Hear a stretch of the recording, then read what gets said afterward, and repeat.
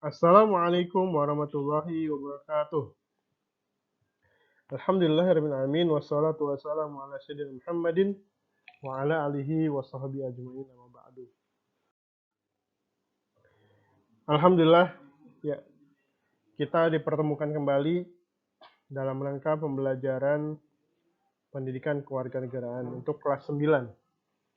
Tidak terasa kalian sudah berada di Pondok Pesantren 152 ini selama 2 tahun, dan tidak terasa pula kalian sudah kelas 9, dan tidak terasa pula akan menaiki jenjang yang lebih tinggi yaitu SMA. Namun sebelum itu semua, kita akan mempelajari beberapa hal yang berkaitan dengan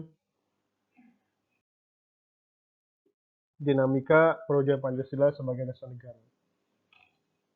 Ya, bisa disimak dulu tujuan pembelajarannya. Setelah kalian memahami tujuan pembelajaran ini, belajar satu persatu tentang Pancasila. Ya. Sebelumnya mungkin kalian sudah mendapatkan materi ini di level-level sebelumnya. Jadi pada awal kemerdekaan, Pancasila mendapatkan banyak tantangan dari berbagai pihak. Bukan hanya dari Belanda, tapi masyarakat Indonesia sendiri ada yang ingin mengganti Pancasila sebagai dasar negara. Ya. Apa itu? Siapa mereka? Yang pertama, ada upaya-upaya pemberontakan terhadap NKRI di sejumlah tempat, yaitu ada pemberontakan PKI dan seterusnya. PKI itu Partai Komunis Indonesia. Pemberontakan DITI di Jawa Barat, Jawa Tengah, APRA, Andi Ajis, dan pemberontakan RMS atau Republik Maluku Selatan.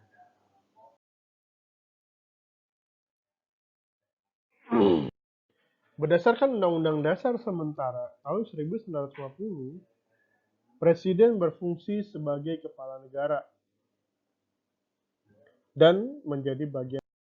Berdasarkan Undang-Undang Dasar Negara Republik Indonesia,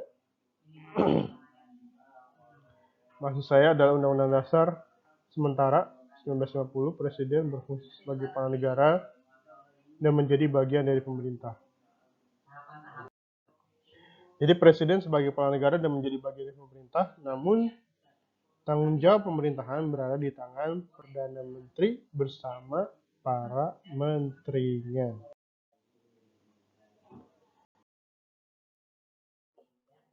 Lanjut.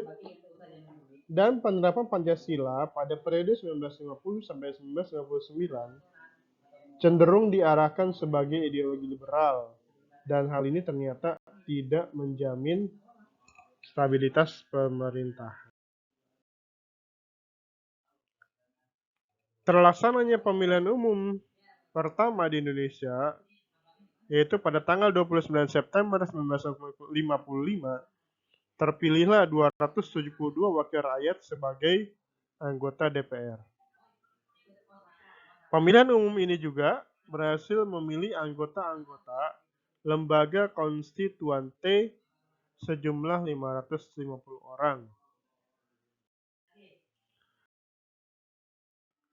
Kemudian ada pemberontakan DITI di Sulsel di Kalimantan Selatan, Aceh, kemudian pemberontakan PRRI dan pemberontakan Permesta.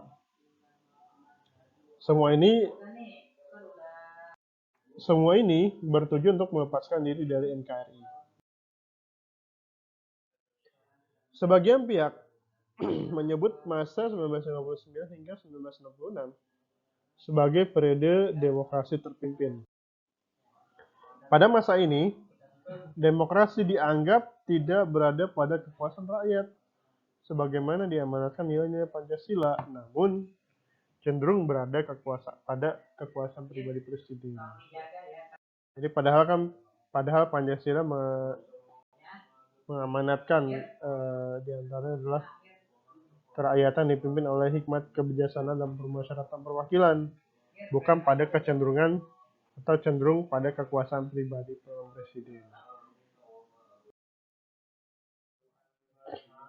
Dan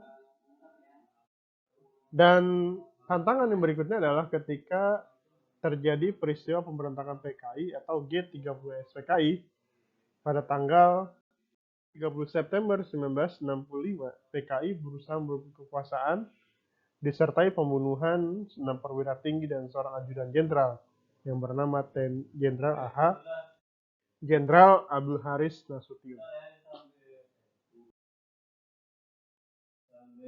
Pada tanggal 12 Januari 1966 terjadi demonstrasi mahasiswa dan rakyat yang menyampaikan beberapa tuntutan demonstrasi, dan demonstrasi tersebut dikenal dengan nama 3 tuntutan hati nurani rakyat atau disingkat Tritura. Adapun isi Tritura adalah sebagai berikut. Yang pertama, bubarkan PKI beserta ormas-ormasnya. Yang kedua, bubarkan Kabinet Dwi Korah dari unsur-unsur PKI. Dan yang ketiga adalah menurunkan harga.